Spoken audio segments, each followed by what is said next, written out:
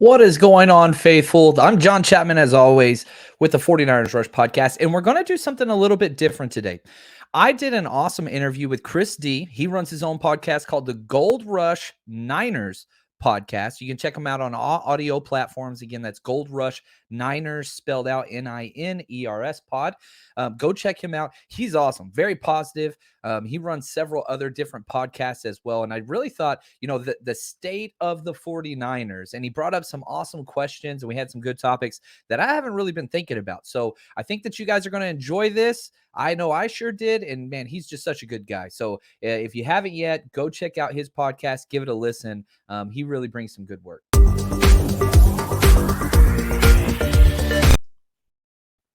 What's going on, everybody? Welcome to the Gold Rush Niners pod. I am Christy Francesco, and joining me this week is a very, very special guest. He is the creator and host of the 49ers Rush podcast. He is Mr. John Chapman. What's going on, man? How are you? Man, I am great. It's such a fun time. We're like draft advent time, right? Like it's so close to draft. And we got all the crazy trades in the NFL, not for the 49ers, of course, sadly. But this is an awesome time. And I feel like everybody's up in arms on social media for 49ers. But I think it's been a fun offseason so far. And I'm excited about this, man. Glad to be on the show, by the way.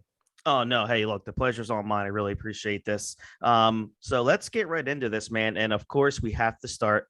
Anytime we talk 49ers, the first thing, it has to start with Jimmy Garoppolo, right? So what is your whole take on the Jimmy thing right now? Do you foresee this whole situation lasting all the way to training camp? I mean, you were one of the first guys that I saw say this is going to get to at least draft day.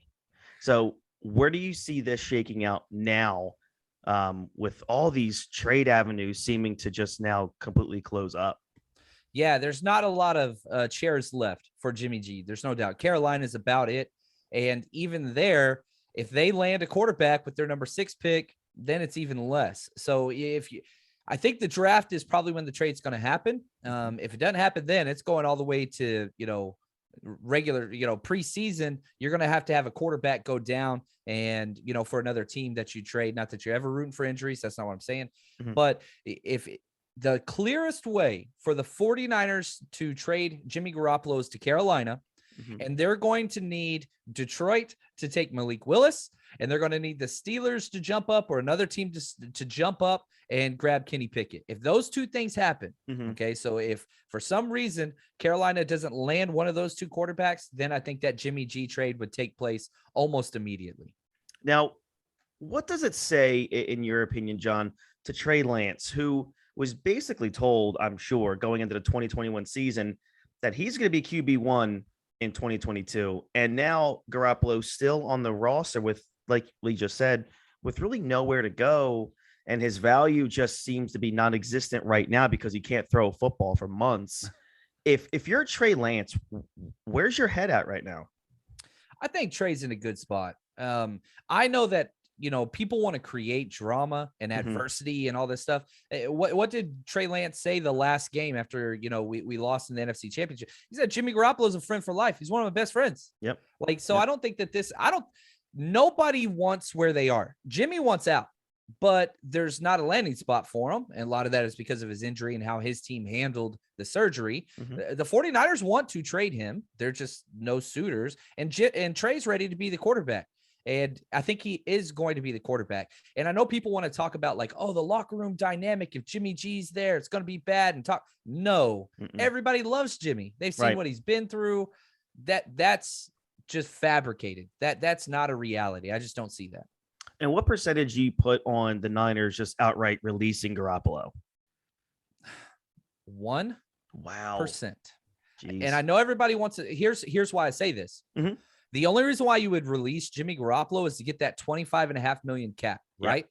If you didn't do it for free agency, what are you going to do it for now? Good point. What are you going to do? And another thing that I will say, if you cut him today, you get $25.5 million back on your cap. If you cut him the very last day before you have to cut down to the initial 53-man roster after preseason, you save all of that money still. So it doesn't, you can wait and it doesn't cost you a penny. And I'm not sure if you agree or disagree, but even if the 49ers trade Jimmy Garoppolo tomorrow and they get that $25 million back, I still don't see this team spending that money. I see them holding on to that money and making sure that, Debo and Bosa are taken care of and still holding on to said money.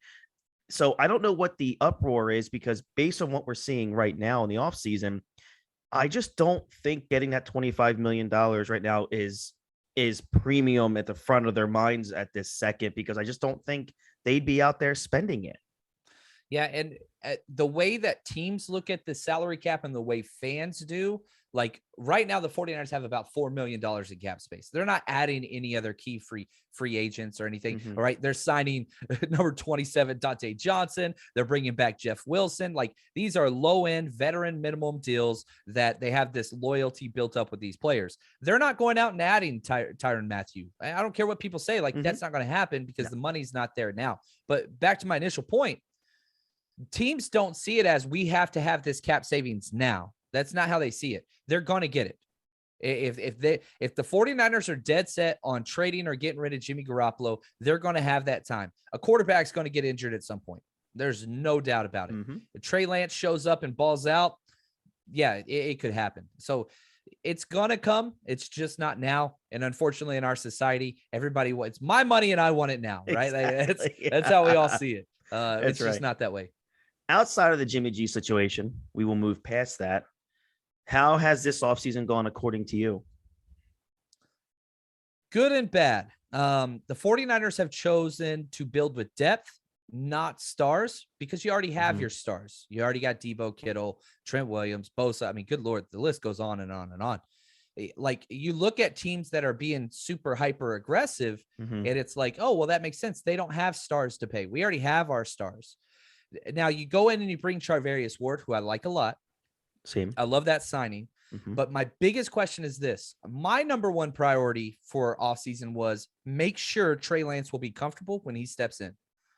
What have we done to increase our offense, whether offensive line, skill positions, whatever, outside of Ray McLeod, who I do like, but man, you got to get O-line help. For sure. It was a need, even if we were keeping Lakin. Lakin's gone now.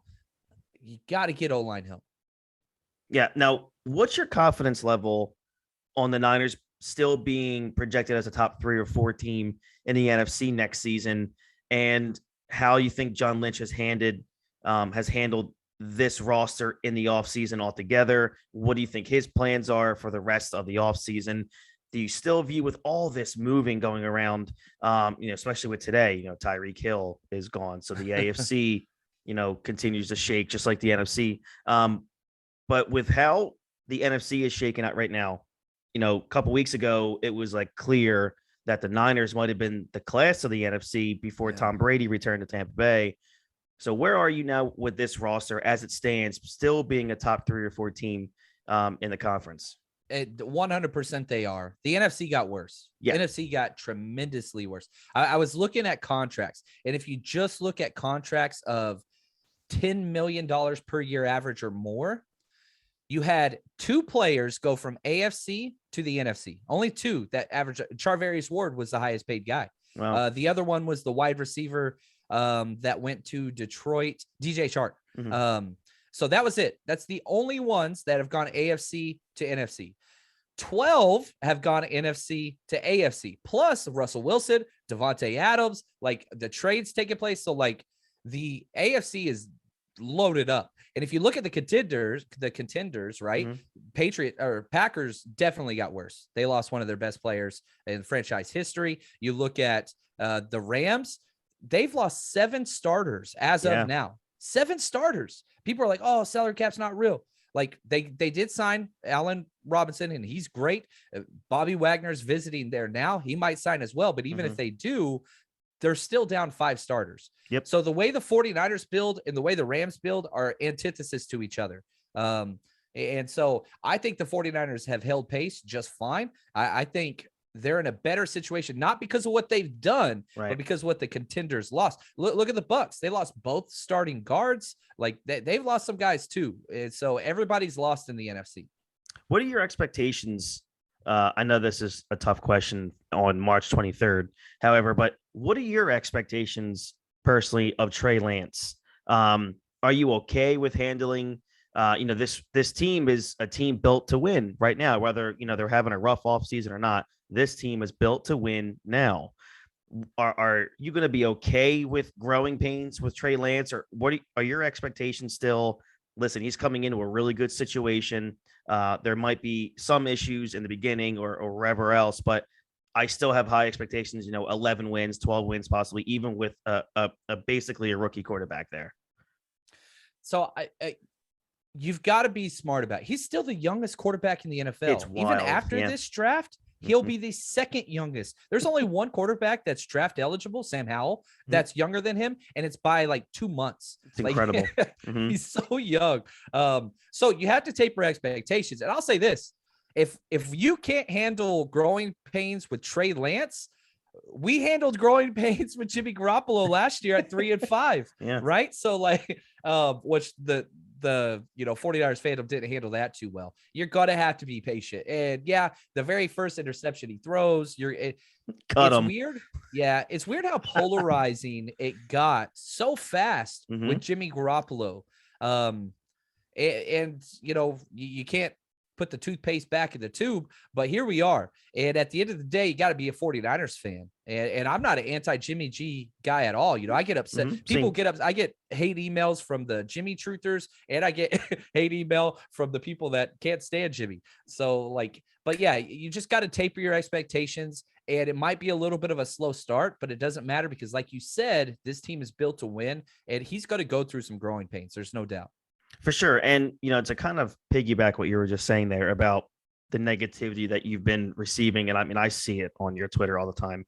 And you just, it's just fun reading comments once in a while. Yeah. What is your thoughts right now on, the negative wasteland that's been going on within, the 49ers Twitter world, where, we've reached points now where the Jimmy situation has reached such a crescendo that now we're talking about trading George Kittle and Deebo Samuel, where this is a league made up of stars. And, it's rare to have a franchise that has multiple superstars like the 49ers have, and the Kittles, the Deebo Samuels, the Trent Williamses, now, and hopefully a Trey Lance. Where is this negativity coming from, in your opinion? Yeah, it's part of the sports society. You and I, we grew up watching ESPN for 8 hours a day, and you got these amazing reporters on there that were just doing a hell of a job. But that's not what ESPN is anymore, right? It's Skip Bayless, it's Stephen A. Smith, it's all these hot takes central. You don't learn, you just yell and argue, and slowly that is kind of taking its hold into politics and everything. That is our society right now, unfortunately. So if you want to grow, there are those podcasts that are just going to throw out the most absurd hot takes, whatever, and they kind of grow the fastest, which is sad. I don't think that's the way anybody wants to build whatever, but they find their way in. I tell my listeners this all the time. Consider your sources. Yeah, I'm a teacher as well. So, I tell my students all the time, you got to consider your sources where you're getting your information from. That's going to help you out. If you look at who are the people saying Mac at 3, right? Mac Jones is going to be the number 3 pick. Who are the people saying Jimmy was going to be traded before the draft last year? Who are the people saying we're going after Kirk Cousins? Who are the people saying Tom Brady's a sure deal? So understand that. Grade them on those things. And so the next time they say something, maybe I'm not saying mute their account or whatever, but just understand track records are important, and hot takes. I wish we had better memories, I guess is what I wanted to say. Now, John, before we get out of here, I want to kind of ask you, what do you have coming up? I know you got the 49ers Rush road trip that I really want to, have you get on a little bit of a soapbox here and talk all about, because it's really cool what you're trying to set up here. And I really hope people listen to this and get out and get some tickets. Kind of talk about that and give us, where we can find you all over social media and what you have coming up. Yeah. So 49ersrushroadtrip.com. I call my show the 49ers Rush podcast, and I hate it. I really wish I would have. I wish it was the 49ers Rush community, because that's what I'm trying to establish. My thing is this, my family doesn't go to the games a lot of times, especially if it's a road game. So I go by myself, and used to, I'm cool with that. I don't have a problem with that. But I would tell people oh yeah, I'm flying out to so-and-so to go to this football game. And they're like, oh, who you going with? Oh, I'll just go by myself. That's just kind of my personality. But people would be like, man, I wish I had people to go to the game with. So I was like, oh, why not? Let's go to the game together. And so we started organizing these trips last year and going to all these road games. We did 6 trips last year, and it was incredible. Throwing parties, in Philly, Chicago, all these different places. It was great. So then NFL draft's my baby. That's where I first fell in love with all of this. And I said, man, how can we throw the best 49ers draft party? Screw expenses. Those are details. We'll figure those out. So we've got Fred Warner and Elijah Mitchell rented a club out in Las Vegas on the Strip for the first day of the draft. We rented a brewery out for the second day of the draft. We're going to be broadcasting live the entire days 1 and day 2. You get to come out, party, all drinks included, all food included. You get to meet Fred Warner and Elijah Mitchell. That's what we're setting up. It's going to be at the Mandalay Bay for the first day of the draft, with a brewery the second day. But yeah, so 49ers Rush road trip. We don't have a lot of spots left. The club only fits about 200 people in it. So it's a very small, kind of intimate 49ers only party, and it's going to be incredible. So if you want to check that out, 49ersrushroadtrip.com, head over there quick, because I hate, one of my least favorite things is when things sell out, but it's going to happen. I mean, there's just limited spots. That's a good thing though. Hey, look, you get 200, you sell 200. How about that? There we go. At JL_Chapman on Twitter. John, you're the best at what you do, man. I really appreciate you taking the time out. You're a class act. Thank you very much. Dude, this is awesome, man. You're a good dude. It's easy talking to you, man. I feel like I could tell you all my problems, Chris. You can, but we have to stop the recording first, and then we can talk some more about that stuff. All right, bro. Thank you so much, man. Really appreciate it. Absolutely. Have a good one.